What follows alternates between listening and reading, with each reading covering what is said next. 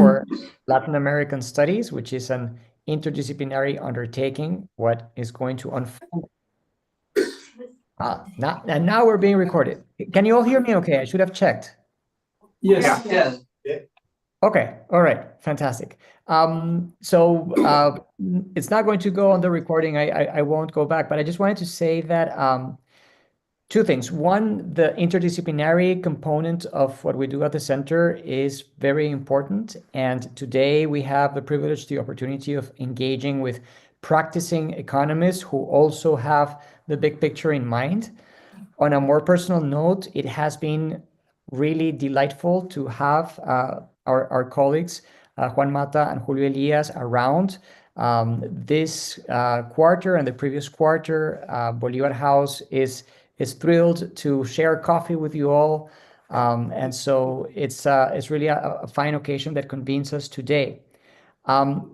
At the Center for Latin American Studies, the formal introductions are done by one of our MA students. And so what I will do without further ado, and before returning to Palo Alto and carrying on our conversations in person, is pass it over to Fabián Carchi. Fabián.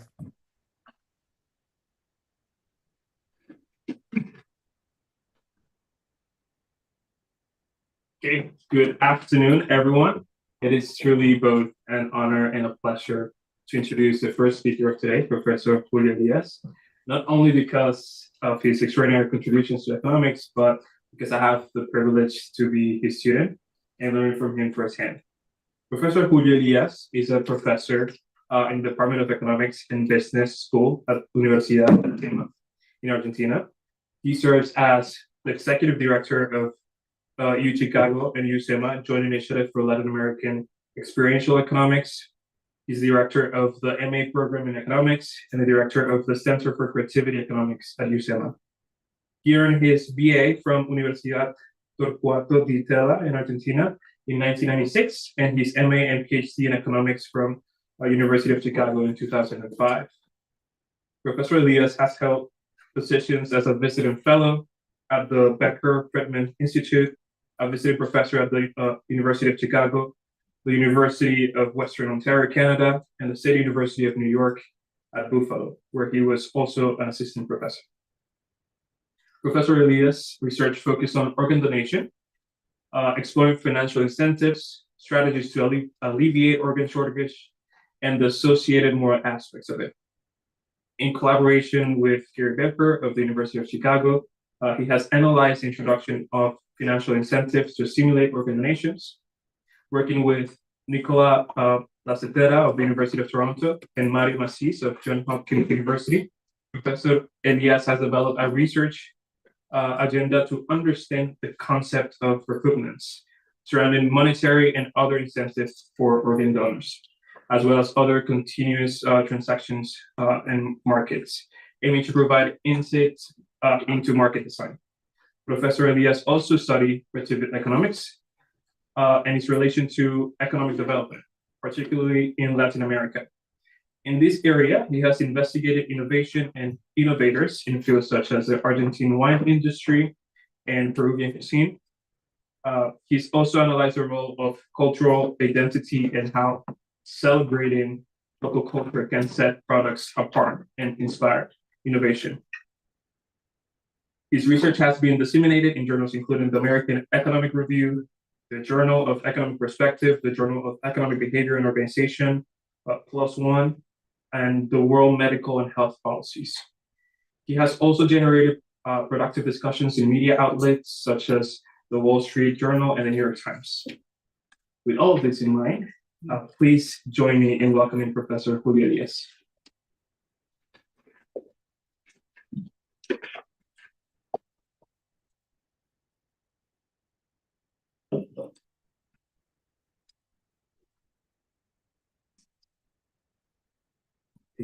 Okay, thank you so much for the introduction. I would like to thank the Tinker Foundation for giving me the opportunity to visit Stanford as a Tinker visiting professor. I'm also very grateful to the Center for Latin American Studies and the Department of Economics at Stanford for making my stay both productive and truly enjoyable. A very, very, very special thanks goes to Alvin and Neville Roth, who have been truly one, an incredibly generous host during my time here. And also, I would like to thank Beltran Sarabia for research assistance with this project that we have just started.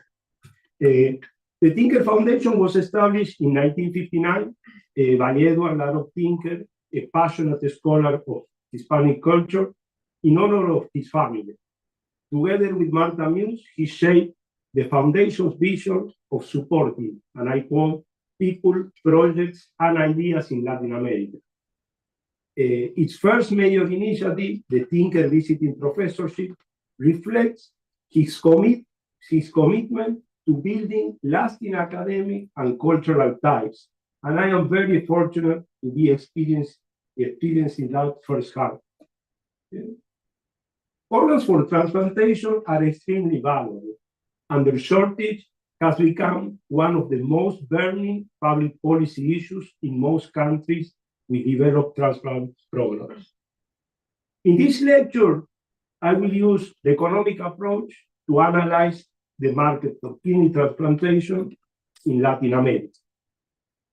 This framework will help us organize the data to explore how the kidney transplantation market functions and to evaluate different strategies for increasing the supply of kidneys for transplantation. Kidney disease is a major health issue in Latin America, as in many other parts of the world. As the map on the right shows, in most countries in the region, kidney disease is among the top 10 causes of death. The bar chart on the left shows significant variation in mortality rates, with some countries reaching over 70 deaths per 100,000 people. Patients with the most serious form of kidney disease have two main treatment options: dialysis or kidney transplantation. Dialysis is a life-sustaining treatment that filters waste from the blood, but it is time-consuming, costly, and significantly reduces the quality of life. A kidney transplant, when available, offers better survival rate and quality of life. Kidneys for transplantation come from two sources: deceased donors and living donors. A kidney from a live donor is more desirable, since kidneys from deceased donors have a shorter half-life. If a patient cannot find a compatible living donor, they usually begin dialysis and are placed on the waiting list for a kidney from a deceased donor. As we will see later, incompatible donor-patient pairs may also enter in kidney exchange programs. When a kidney of a deceased donor becomes available, allocation to patients in the waiting list is based on a priority system considering blood type, time on the list, the potential survival benefit, and other factors. When I began working on this problem with Professor Gary Becker of the University of Chicago in the early 2000s, there were around 48,000 patients on the kidney transplant waiting list in the US, and only about 14,000 received a transplant each year. Here we have data for a longer period, as shown in the figure. The number of kidney transplants in the United States increased from about 9,000 in 1988 to over 25,000 in 2024. However, this growth has not kept pace with demand. While nearly 11,000 patients were on the waiting list in 1988, the number rose to 93,000 patients by 2024. On average, the waiting list has grown by about 2,300 people per year, while the number of transplants has increased by only 450 per year. The situation is not very different in Latin American countries. As way of comparison, I also include in the table Spain, that is the country with the largest number of kidney transplants with deceased donors per million of population, and the US, that has the major kidney transplantation system in the world. The table illustrates the persistent excess demand for kidney transplant across all these countries. We can see that the number of patients in active waiting lists, measured per million of population, is quite high in many Latin American countries, particularly Argentina, Brazil, Mexico, and Uruguay. Chile and Ecuador have the lowest number of patients on the renal waiting list per million of population, but they both have the highest numbers of patients on dialysis per million of population in the region. Despite the high numbers of dialysis patients and on the waiting list, the total number of transplants remain low in the region, especially in countries like Ecuador, Colombia, Chile, and Mexico. Another important aspect is the contribution of living donor transplant. Most of the Latin American countries, with the exception of Mexico, relies mainly on deceased donors. Kidney transplantation is considered the best treatment option for patients suffering from end-stage renal disease. As we can see in these figures, dialysis patients have significantly lower life expectancy than transplant patients across all age groups. For example, the data in this figure show that 45 to 49-year-old males on dialysis survive on average only 9 years compared to 20 years for persons with a transplanted kidney and 32 years for the general population. This table shows the human cost of long waitings for kidney transplant. Countries like Mexico, Brazil, and Argentina show high number of deaths on the waiting list, with average waiting time exceeding 2.5 years. The current market for kidney transplant can be represented by the supply and the demand curve in the figure, where the horizontal axis measures the annual total number of kidney transplants and the vertical axis the total cost of a kidney transplant. In most countries, the total cost of transplant surgery is mainly funded by the government or by health insurance companies. The predisposition to qualify people for this expensive surgery is likely to increase as the cost decreases. This is the main reason why the effective quantity demanded increases when the cost falls. When donors or their families do not receive compensation for their organs, one would expect that the supply of organs does not depend much on the price over the cost of surgery. Therefore, the supply curve for disease and living donor transplant is an inverted L-shaped curve.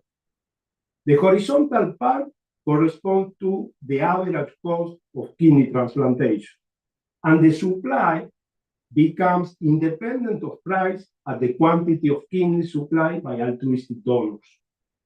In the figure, we assume that the average cost of a kidney transplant is $150,000, as in the US. At this price, the quantity of kidney demanded exceeds the quantity supplied, so a waiting list is developed. When an economist observes a gap between demand and supply in some markets, her next step is usually to look for the obstacles that prevent supply from satisfying demand. In the case of the market for organ transplant, these obstacles are obvious, since practically no country allows the use of monetary incentives to acquire kidneys for transplantation, with the exception of Iran. The main cause of the shortage and the reallocation of patients and resources from the market for transplantation to the market for dialysis is that compensation for organ donors is prohibited in almost every country. Notice that this cost a structural imbalance. On one side, we have a well-developed market-based dialysis system. On the other, an organ transplantation system that relies on altruism to obtain its most critical input, kidneys. For instance, the United States spends an estimated $59 billion per year in the market for dialysis, compared to $9 billion in the market for kidney transplant and the market for the care of kidney transplant recipients. This table compares the annual cost of dialysis with the cost of a kidney transplant per patient and estimate the savings generated by a transplant in Latin American countries, and we also include Spain and the US. In most of these countries, governments fully or partially cover the cost of dialysis and transplantation through public healthcare system or social insurance programs.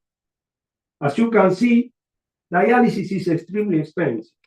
In the US, it costs over $100,000 per year per patient. In Latin America, the cost is lower, but they still represent a significant burden for public health systems. For example, in Argentina, it's over $23,000 per patient per year, and in Ecuador, more than $17,000. In contrast, while a transplant involves an upfront cost, the surgery and the post-operative care, it quickly becomes more cost-effective. In fact, the savings generated by a transplant are substantial, over $100,000 in countries like Argentina and Mexico, and almost $400,000 in the US. These savings come from avoiding years of dialysis treatment. Another way to put it, the total cost of dialysis over the average 3 to 5 year waiting period before receiving a kidney transplant is much larger than the cost of the transplant itself. If we also take into account the gains in life expectancy and in the quality of life of these patients, the gains are even much larger. There are different policy proposals to solve the problem of the shortage of kidneys. Some of these proposals have already been implemented in different countries. For example, changes in the default rule to procure organs from deceased donors, priority rules such as don't give, don't take, aim to encourage participation by giving priority on the waiting list to those who are registered donors. And kidney exchange programs allow patients with incompatible donors to swap with others in the same situation. There is also room for improvement in the allocation and utilization of available organs in order to reduce the kidney discard rate. For example, in the US, it's about 22%, 18% in Brazil, 17% in Argentina. This shows that many recovered kidneys are not being used. In our work with Gary Becker, we propose using the price mechanism to address the shortage. That is, to introduce compensation for organ donors, to pay for organs. In general, there is a coincidence that the most effective way to solve the problem is through a significant increase in the supply of organs. From a policy perspective, the key question is how these different policies would impact the supply of kidneys available for transplantation. An important source of kidney for transplantation comes from the generosity of people who choose to donate their organs after death. When the will of a potential deceased donor is unknown, countries rely on two main systems to decide whether the organs can be used. Under the informed consent or opt-in system, no one is considered a donor unless they have registered in a donor registry. In contrast, under presumed consent or opt-out, everyone is considered a donor unless they have registered not to be. In the United States, Mexico, and Brazil, cadaveric organs are procured under the informed consent model. Spain, on the other hand, is often viewed as a success story of the presumed consent system, reaching about 65 kidney transplants per million population. Most Latin American countries have tried to follow this model, adopting opt-out system. Some have even gone further, like Argentina, where organs can be removed without needing the family's approval if the person didn't opt out while alive. Although it's difficult to measure the impact of this system, the data shows that presumed consent countries tend to have more kidney transplant with deceased donors, but fewer with living donors. This suggests that increases in kidney from deceased donors may crowd out donation of live kidney donors, something predicted by the economics of altruism. In any case, regardless of the system, none of these countries have been able to fully eliminate the shortage of organs. In 2024, 23% of kidney transplants in the US were performed with live altruistic donors. Unfortunately, the kidney of a healthy person is often incompatible with the intended recipient. There would be more live donor transplants if any altruistic live donor who wanted to help a loved one in need would do so. Using tools from market design and introducing new development, Alvin Roth, who is with us today, has helped and continues to help, along with other economists, in collaboration with medical professionals, in organizing a marketplace for kidney exchange between internally incompatible patient-donor pairs. The possibility of exchanging donors was first suggested by Rappaport in 1986. The first simple exchange was performed in South Korea in 1991, but it was not until 2000 that the first kidney exchange transplants were performed in the US. The simplest type of kidney exchange is between two incompatible patient-donor pairs, as shown in the slide. If patient 1 has an incompatible donor and patient 2 is in the same situation, but the donor of 1 is compatible with patient 2 and the donor of 2 is compatible with patient 1, then an exchange is possible. In more complex cases, additional patient-donor pairs can be included, generating more than 2 kidney transplants. Kidney exchange creates a connection between incompatible patient-donor pairs. It provides incentives to join the market to benefit not only a loved one that will receive the kidney from the donor of another pair, but other patients in the same situation. There are great benefits for kidney exchange of expanding the extent of the market, the thickness of the market, both in increasing the number of feasible live donation transplants and in improving the match quality of transplanted kidneys. The first developments in that direction were the development of advanced matching algorithms that identify both simple exchanges and more complex chains of transplant, and the establishment of organized kidney pair donation programs. Once a thick market is achieved, the system has to deal with problems of congestion. To ensure that all parts of the transaction go through, in a kidney exchange, all surgeries are performed at the same time, which is not simple and limits the exchange. There is a problem of congestion. In response to this problem, Roth, with others, have developed chains that begin with a transplant using a non-directed donor. And a non-directed donor is an altruistic person who wants to donate a kidney to a patient, another name not specified. In the past, non-directed donors were directed to patients on the deceased donor waiting list, generating only one transplant. Kidney exchange has made it possible for a non-directed donor to help more than one patient. The chain starts with a non-directed donor, includes some patient donor pairs from the kidney exchange program, and could end with a donation to someone on the waiting list.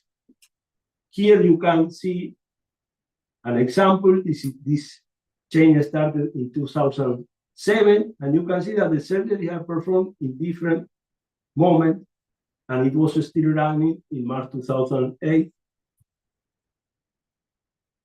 Okay. Currently, kidney exchange contribute to close to 21% of all live kidney transplants in the US, and its design continues to evolve. A more recent development to expand the extent of the market is global kidney exchange that allows for exchange between pairs of different countries. The main idea is to bring donor-recipient pairs that cannot afford or don't have access to transplantation in their own country. As we show, every transplant saves a significant amount in all countries, with greater savings in the US. The patient-donor pair from abroad can be financed with those savings. The first global kidney exchange took place in 2015, involving a pair from Philippines and a chain of donors and recipients in the US. As we can see in this table, the development of kidney exchange is in an early stage in Latin America. Some countries have a specific law, like Argentina and Chile, but still very few of these exchanges have been performed. Argentina has a centralized system, but only 18 pairs are registered. In a fundamental work in 2005, when kidney exchange was performed in a very small scale in the US, Alros with Solmes and Umber explored how exchanges can be arranged at a large scale. In the introduction of the paper, they note, and I quote, "In contrast to the system for cadaveric organs, and despite the growing interest in at least a small-scale exchange involving living donors, there is no national system or even an organized registry at any level for managing exchanges of kidneys from live donors. However, individual hospitals are beginning to think about large-scale living donor exchange. We see in this table that this is the case in Latin America now. There is an important room for developing kidney exchange, even with collaboration among the different countries, and also with the possibility of joining global kidney exchange. Paying to organ donors appeal to the primary form of incentive, prices. Prices communicate the scarcity of kidney. An increase in the price will lead some additional potential donors to offer their kidney for transplantation. There are two key questions regarding the use of prices to incentivize donation. One is, how sensitive is the quantity supply of kidneys to changes in prices? And the other, what price would be necessary to balance the market and eliminate the shortage? In a paper with Gary Becker, we show that introducing monetary incentive for organ donation would drastically increase supply. Our analysis showed that these monetary incentives would not raise the total cost of transplant by a large percent, and would eliminate waste, raise the quality of life, and greatly cut deaths. Introducing monetary payment to donors would increase the total cost of transplant. But since a higher compensation would result in a greater number of kidneys, the supply curve would become horizontal. Monetary incentives would change the supply of organs from being completely insensitive with respect to cost to becoming highly sensitive. The reason is that the potential number of usable organs from living and deceased donors, especially living donors, is very large compared to the number of transplants. But the current system blocks virtually all this potential supply by prohibiting any form of compensation for organ donors.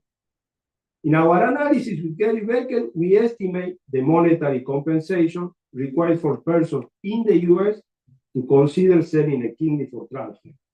We estimate the price by calculating how much additional income an individual will require to be indifferent between selling a kidney or not.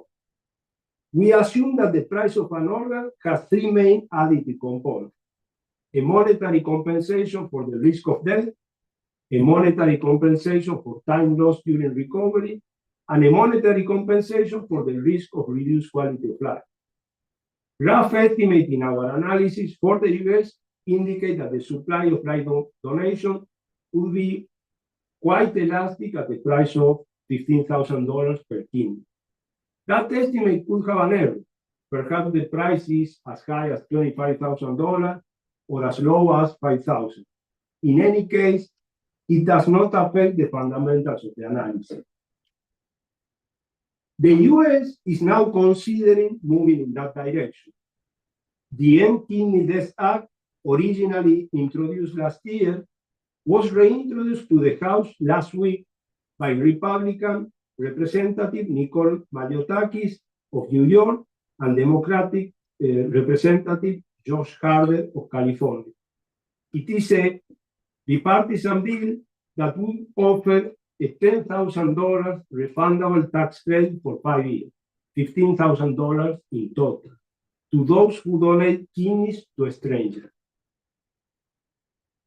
So to conclude, there is a large and persistent shortage of kidneys and other organs for transplantation. Addressing this challenge requires increasing the incentives to donate by reducing the cost or removing these incentives that donors and the families of deceased donors face, introducing incentives and reward for organ donation, and expanding the opportunities for donation. In Latin America, another important step is to develop and implement kidney exchange programs. In the meantime, while those systems are being built, countries can also benefit from joining global kidney exchange, which allow patients to access compatible donors abroad. This can be financed through the total savings that a kidney transplant generates compared to dialysis in both countries. So here you have access to the sources of all the data, and of course you can email us. We have a contact email there if you find some error or have some suggestion. I would like to thank again to Beltran Sarabia, who did an excellent research assistant, and well, thank you.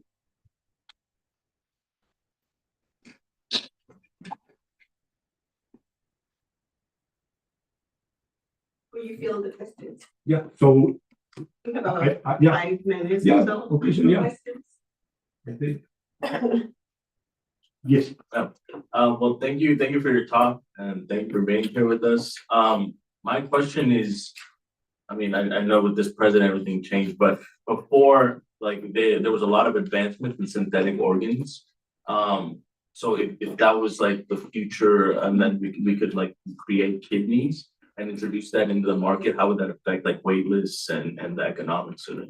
Yeah, okay, so this is a very interesting question, and in fact, we are discussing it in the course that I am teaching here at Stanford.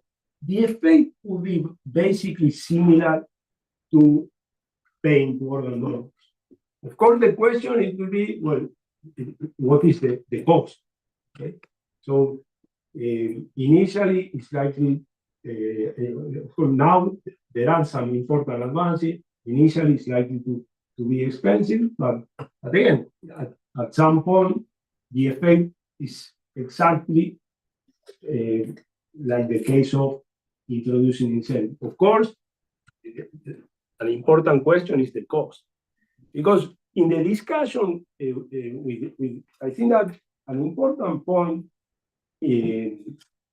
of this problem and what brings the economic approach is that, so an important question is, what would be the price? Because an effective solution, or what I call an effective solution, is a solution that is able to increase, to have a large impact on the total number of transplants. And this will depend on what is the effect on the total cost. Okay, so, and in the case of paying to organ donors, what we show is that, yes, it could be 15, 20, 25, but it's not going to be $1 million. And I think that's an important point. Yeah, and this will be similar. Okay. Thank you. Yeah. Yes. So thank you for this, and also thank you for bringing the Becker perspective, because it's always a very provocative thing to force people to think about this kind of trade-offs that are about human life. So I think it's really striking the way you set it up. The thing I worry about with Becker's framework always is about the distributed consequences. So the poorest are the ones who are more likely to be nudged by the incentive. So I'm sure you have thought about this question, if there is any way, in a way, I mean, the way I would think of it is there any way to align better the monetary payment with the altruism or something like that, so that the people who are willingly doing it for altruism are still the ones who are being compensated, rather than the ones that are going to sell because they are in the most destitute, particularly for a global exchange. I think that would be a very important consideration. Yes, well, thank you for the question and the point that you are making. So, one important thing of implementing compensation, I think, is the market design component. So I think that this will be key. So, for example, you could have a system in which, in order for a donor to sell, the donor has to register, but can only sell in 1 year from then, okay, or 2 years, and will be paid late, or will be paid in different moments in time. You could also require that the person has an employment. So there are different things that you could do it in order to have somehow to avoid compulsory behavior or something that people may call that is some form of coercion. So there are also an important thing that we have to remember is that here the key actors are the doctor. So in the end, the doctor will decide whether a person will donate or not. So this is important. The last part of your question, I like it. This is a very interesting question. I didn't thought about, but my first reaction is that I would think that somehow this could be a way, of aligning somehow the combining a compensation for non-directed donors somehow to in order to generate change. And I think that somehow this could be more attractive for perhaps people that is more motivated by altruism. Of course, it doesn't mean that a person that sells is not. Of course, there is also altruism, but I think that this could be somehow a way to think about compensating non-directed donors with the purpose of generating change. But of course, the question is, what is this going to make a difference? I am not sure. Another important input, as you said, is doctors. Yes. Do you have an idea of how easy it is to become a kidney transplant surgeon in each of these countries, and whether that is a useful lever to move the number of transplants, or you think that basically the market can adjust and get as many doctors able to do these surgeries based on the pooling demand? Yeah, I don't know. Yeah, I don't know that. This is an important question because this will affect exactly how sensitive will be the supply to changes in the total cost. So initially, perhaps you will need basically there will be a much higher increase in the cost because it takes time to produce doctors that can perform a kidney transplant. But I don't know the answer. Yeah.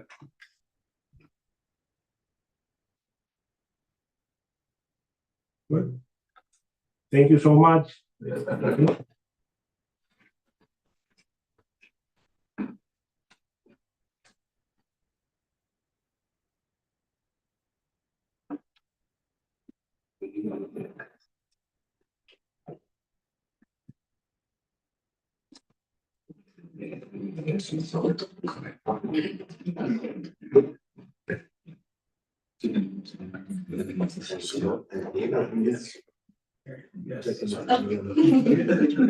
Okay. It's now my pleasure to welcome our next speaker, Professor Juan Jose Mata, an applied microeconomist with a sharp focus on education, gender, and inequality. Professor Mata brings a powerful empirical lens to some of today's most urgent economic questions. He holds a PhD in public administration from the University of New York and currently teaches at Universidad Diego Portales in Chile, where he leads courses in microeconomics, labor economics, and impact evaluation. His work not only advances academic research, but also helps shape practical solutions in Latin America and beyond. So now please give a warm welcome to Professor Jose.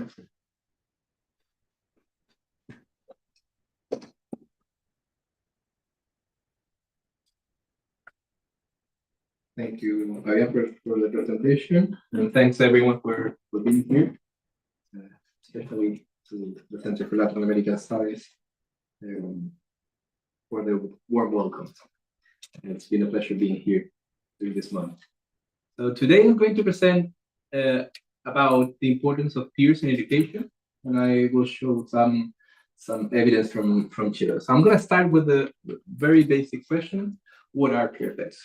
Okay, so the idea here is that the people students interact with, so classmates, neighbors, family, can have an effect on students' academic results, with test scores, grade promotion, and so on, and also on student behavior, like discipline, school attendance, and school choice. So these are short-term effects. We would expect, if there are effects here, we would expect possibility to have effects also on longer-term effects such as earnings, employment, careers, and so on.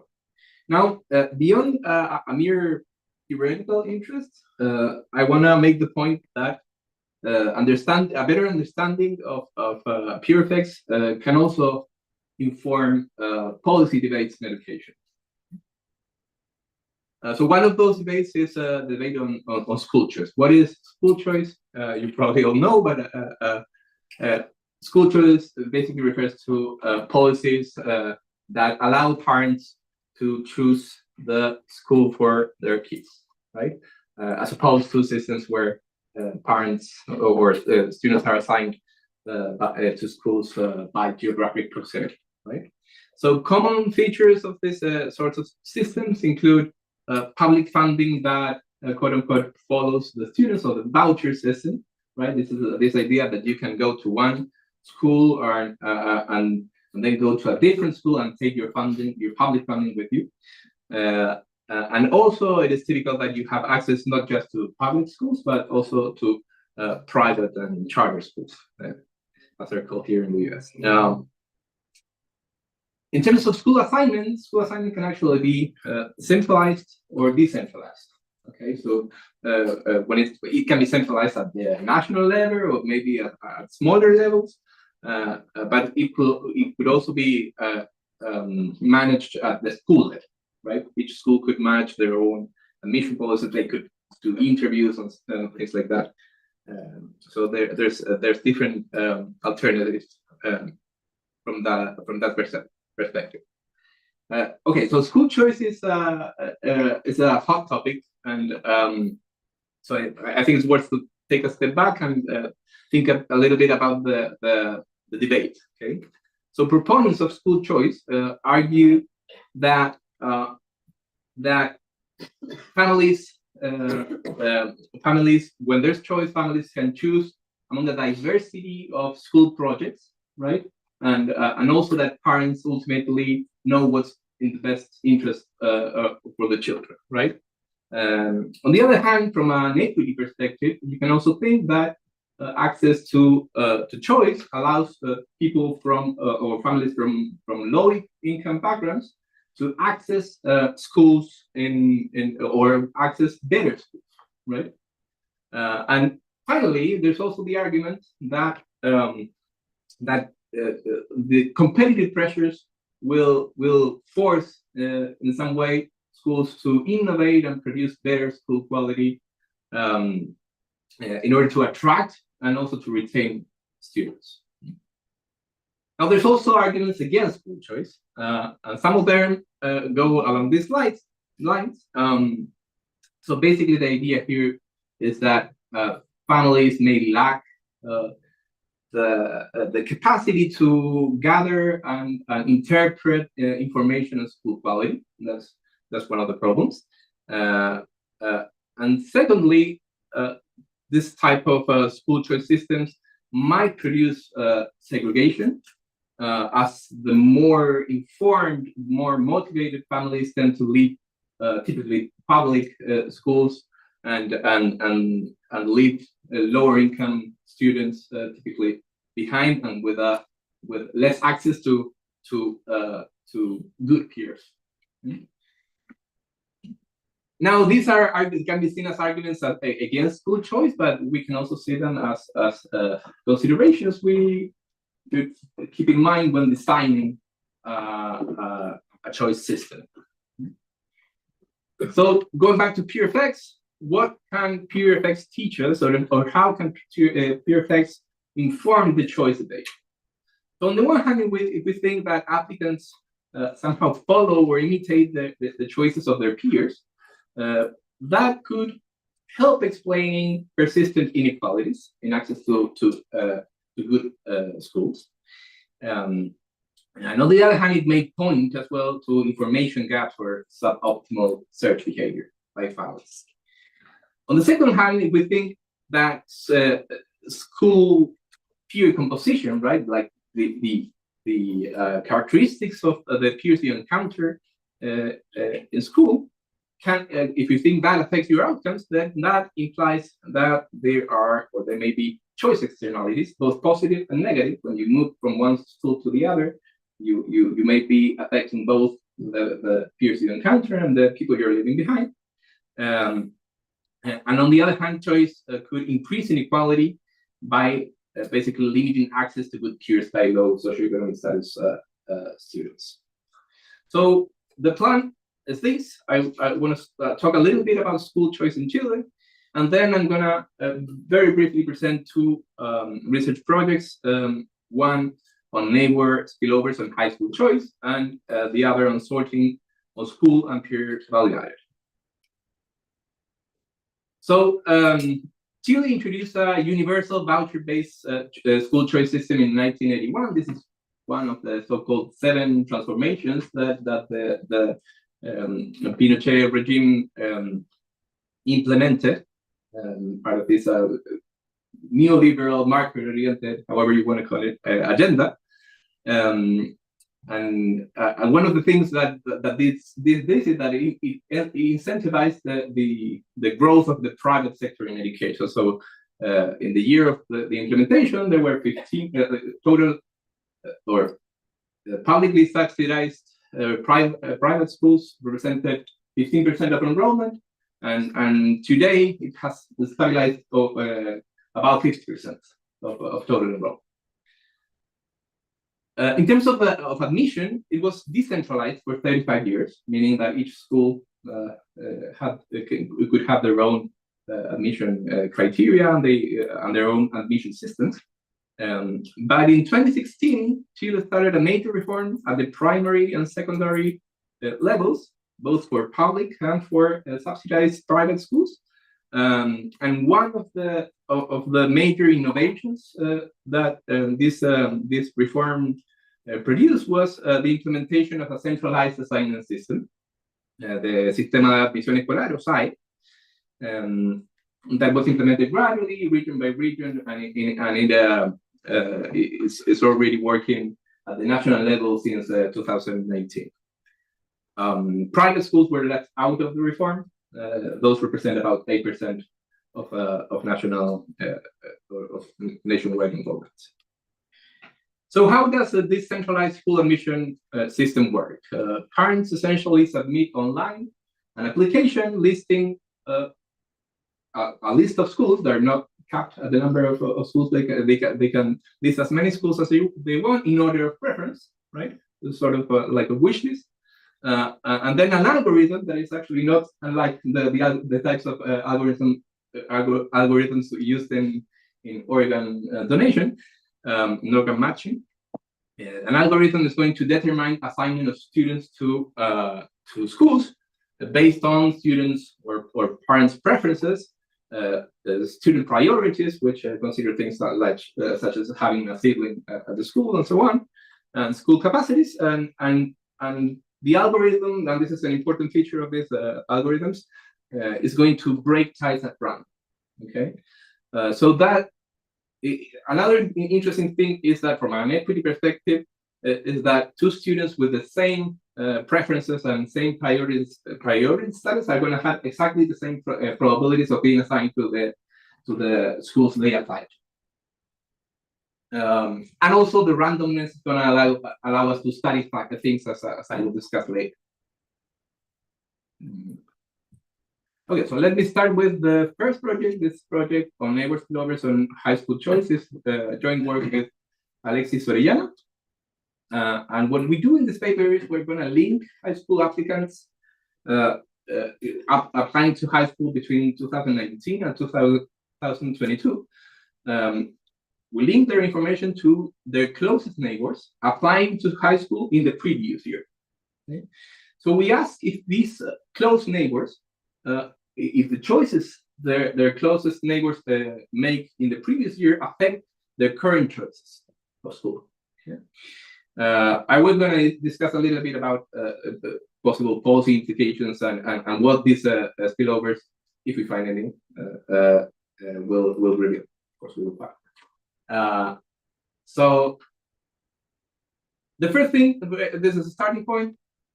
Applicants' choices resemble their neighbors. Okay, so when you look at the raw data, you see that 27% of applicants include in their application the school their closest neighbor attended or enrolled in the previous year. Okay, and 14% actually enrolled in the same school. Now, if you think about it, these are sort of small numbers, right?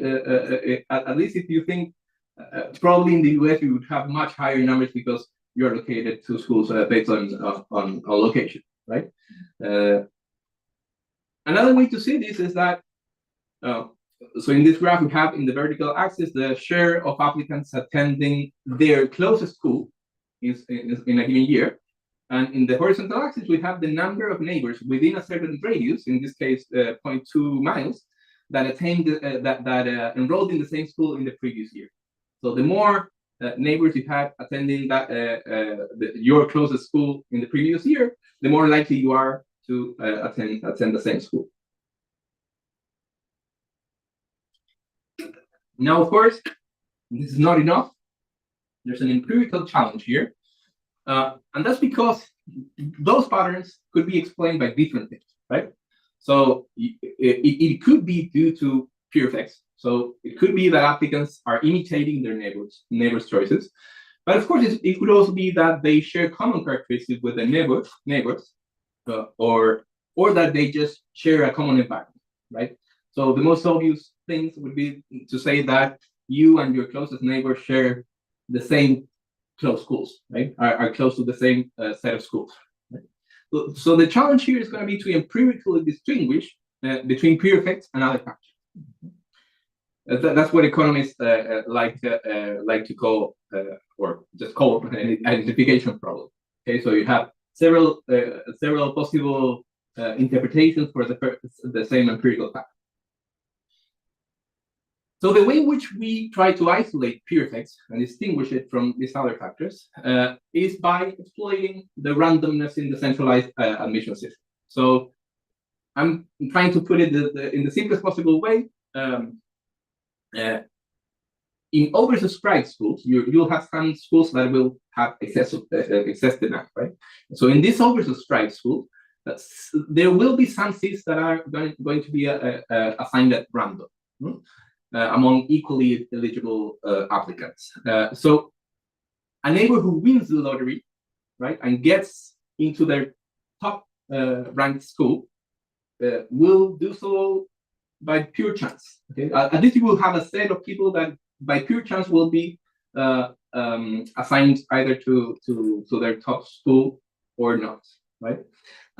So what we are going to do is we are going to compare applicants whose closest neighbor applying last year were randomly offered a seat at their top choice school to those applicants whose closest neighbors didn't get it in their top choice schools. Okay? So any system, since this is random, any systematic difference we see in the applicant's school choice should reflect the causal peer effect of having your neighbor enroll in the school.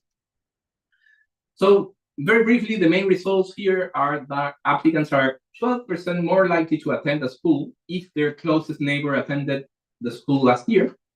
From 11 to 12.3%. These numbers are a little bit smaller than the ones I showed you at first. That's because these are oversubscribed schools, so it's hard to get in, right? So this peer influence, and I think this is interesting, does not depend on school quality. It's not like you're more likely to follow your neighbor when or it's not, you're not more likely to follow your neighbor to good schools, okay, or to certain schools with certain qualities. Okay, in general, it's pretty constant across school characteristics. The effect is also similar across different types of applicants, in terms of gender, in terms of socioeconomic status, in terms of math ability. Pretty similar estimates, and applicants are a little bit. This is weak evidence, but we have some evidence that they're less likely to follow low socioeconomic student neighbors. And also, I think this is interesting. What matters is having at least one close neighbor at the school. Okay, so more neighbors, second neighbor, extra neighbors, do not contribute or do not make you more likely to attend school. So the way we interpret this is that, or at least this is compatible with the interpretation that neighbors sort of put a school in, bring a school into your attention, like put it in the radar. So what are the key takeaways from this paper? Strong neighbor spillovers consistent with undersearch behavior by families. This could deepen could reinforce pre-existing inequalities in terms of of access to school qualities, to quality schools. We could also think that better information should help families choose more effectively, and also there might be policy multipliers here. So if you implement any policies that help some people get to better schools, that may end up having a multiplier effect that may end up affecting more people than the ones you treat.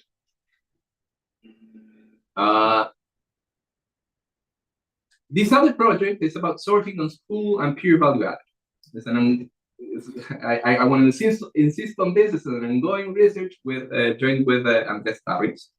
And what we ask here is whether sorting across schools can explain social gaps in academic achievement. Okay?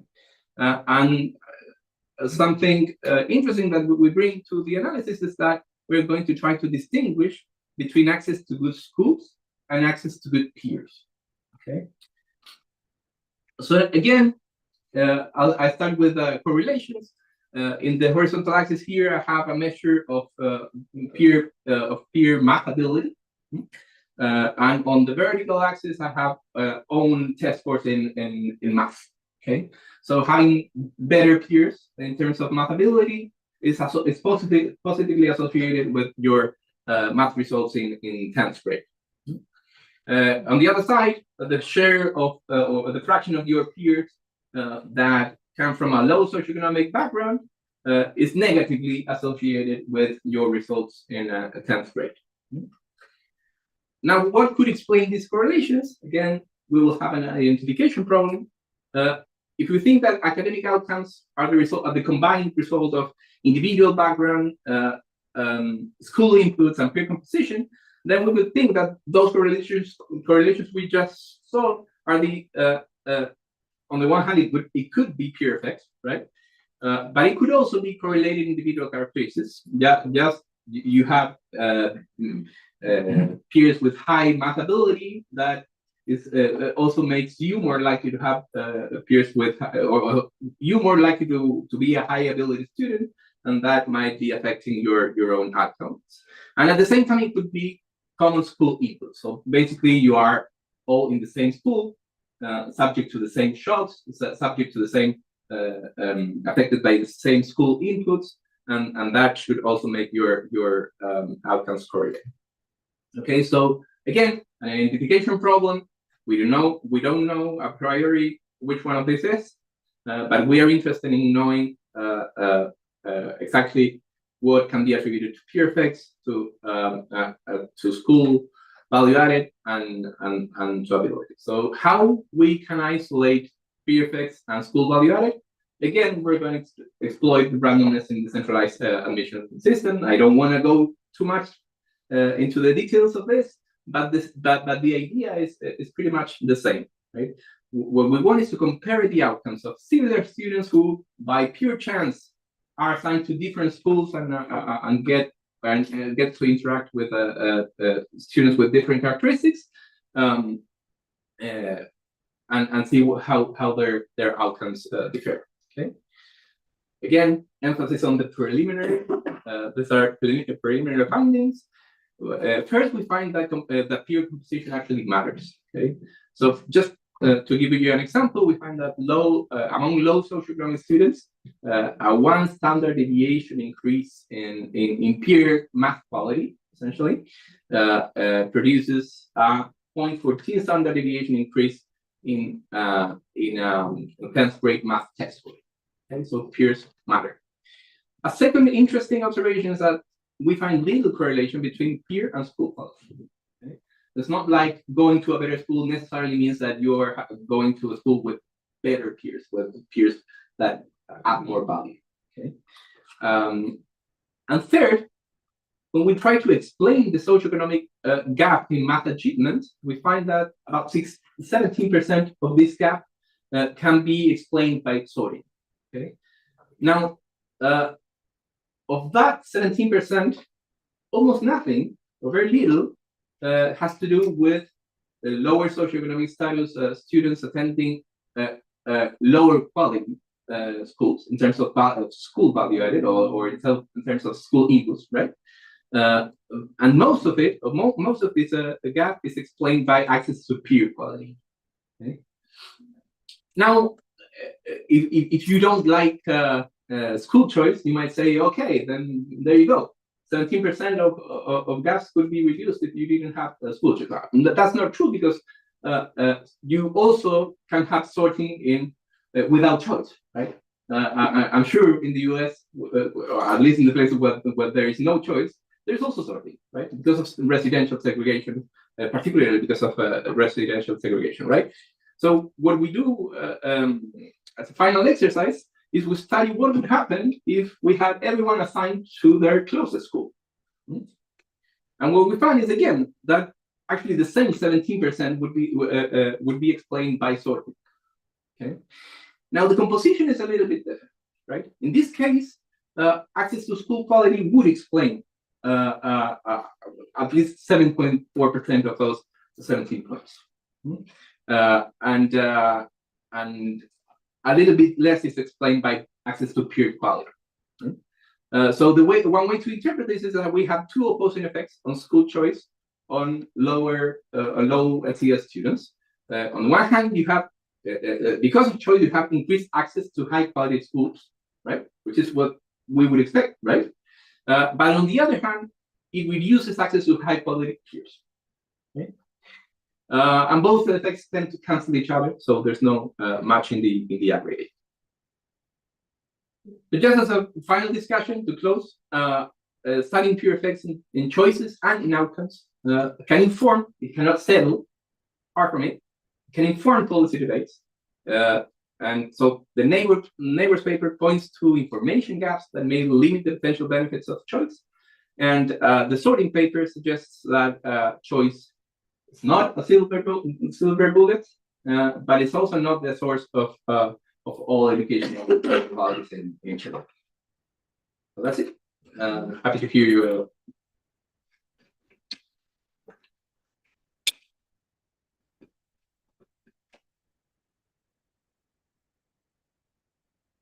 So it seems that the average composition of peers is important.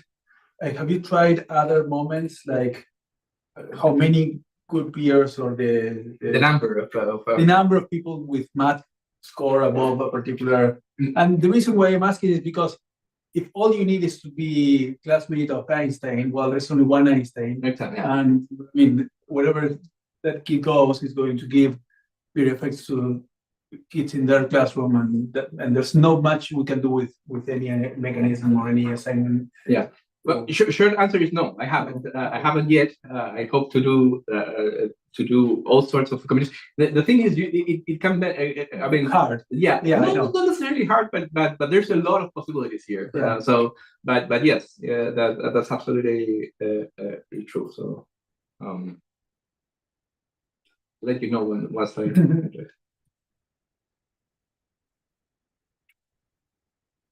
A question about your so in the setup you have the oversubscribed schools are the ones that have the random variation, if I understand correctly. So is oversubscribed schools the majority of the schools or about minority? 50% of them. 50-50? Yeah. Okay. Because I was trying to figure out, what it tells us about the quality of the schools by revealed preference, not Exactly. Yeah. by. So you would expect them to be a little bit better, right? At least if parents are well informed, right? Yeah. And you do see a little bit of that. So this is not going to be representative of the whole system, but also like descriptively, you don't see too much difference in terms of observable characteristics of the students. But the other half that are not oversubscribed, those are probably worse. Yeah, that's what I'm saying. So it is true, but when you compare student characteristics between oversubscribed and non-oversubscribed schools, it's not like they're too deep. Okay. But there's a little bit of that, yeah. Yes. Thank you for your presentation. And for first project, I just want to ask, what is the policy implication of your project? Because that we are gonna go to the school that the neighbors are gonna go to, and then what is the implication for policy? You mean for the neighbors part? Yeah, so I guess that is the one that paper has less obvious interpretations. That's why I just say that this informs policy debates, not like you're going to get a clear policy recommendation just from this paper, but it sort of points to information issues, right? So you wouldn't expect people to respond, at least not in this way, right? Because it's not related to school quality, and then it's pretty homogeneous across the individual characteristics. So everyone seems to be following their neighbor, right? So that sort of tells me, at least, I don't know what it tells to you, but it sort of tells me that people are just not considering all the options, and then a neighbor shows up, and you find out that they are attending a school you didn't know about, and you just say, okay, that's an option, and you apply. So that reveals something about choice, which is an important element in this sort of system, right? For all the benefits of school choice to operate, we really need informed tolerance, right? Otherwise, it's not true that the low SES students will have access to better schools. I mean, they may have access in theory, but not in practice. And it also won't be true that schools are going to be competing for improving their quality in order to attract more schools, because parents just choose whatever schools their neighbors went to, right? So in terms of, to respond to your question, I think one policy implication is that you need to inform parents better. Right? It's a very broad, simple implication. I think the result makes a lot of sense because in like social networks theory, we know that like we have a lot of schools, and then if your neighbors already went to that school, then there's less risk for me to also. Exactly. So there might be some sort of like free riding on others' search efforts, right? Yeah. So you don't have to spend too much time doing your research, and you just assume that your neighbors did it, and yeah, they must have done.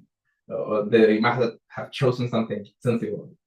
And also for like the project too, have you thought of the like heterogeneous effects between like different backgrounds of students? Yeah. And for example, some students, if you put them, for example, PhD at Stanford, perhaps they'll have like, because compared back, they'll have better outcomes.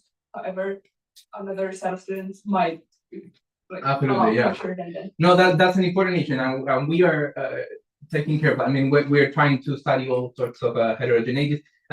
Like this again, very preliminary, but we do not find much variation again between different types of students. So again,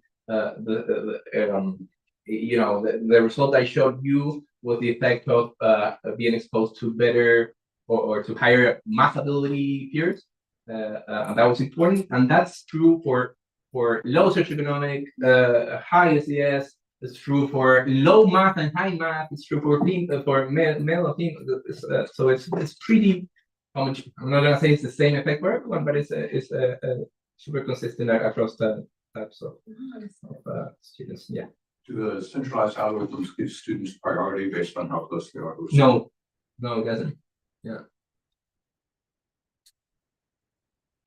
So thank you so much. I just a question. The schools, do you see the ranking, the preference ranking applicants, both neighbor and then? Yeah, you see everything. Yeah. And so can you do a more structured test? Also, you know, I apply to schools that are above the same or above that the person got into, but I don't so much for the below ones. Right. Rather than just doing the realization.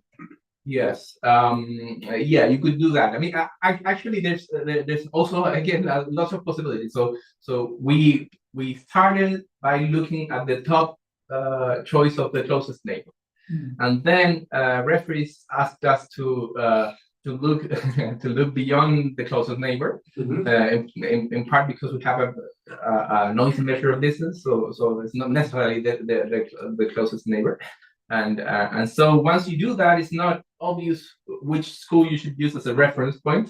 So we are looking at the closest school. We're starting to look at what happens when you use as a reference school, like the best school in the neighborhood, the worst school in the neighborhood, and you could also do something more structured, right? Yeah, Yeah, but that's another rank of my neighbor. Exactly. Yeah.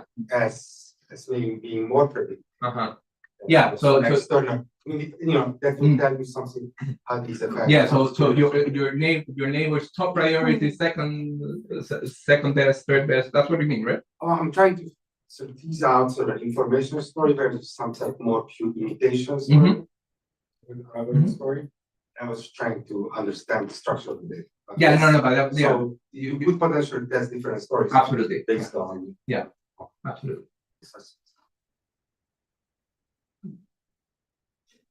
One last question. So I was thinking like apart from the math course, it might also be interesting if you trace them over years and see the college attendance. Yeah, we do have that. Oh, I didn't have too much time to show it. But yes, we have college, we have test scores, and that's what we have so far. We also should be able to get like the school progression. We have to.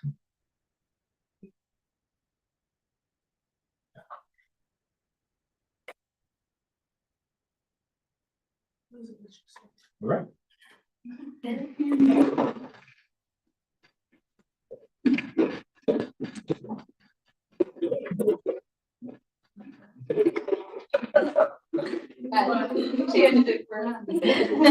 Is the sector still in the?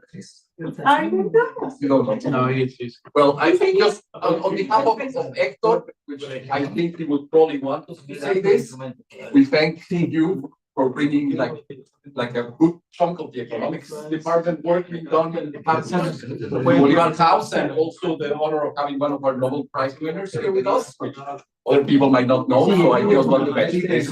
Thank you for coming. And thank you, Professor Ross, for nominating Julio and Ignacio for nominating, or Professor Puerta for nominating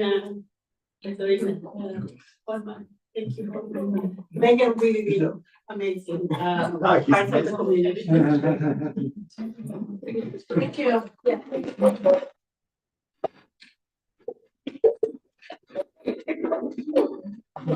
No,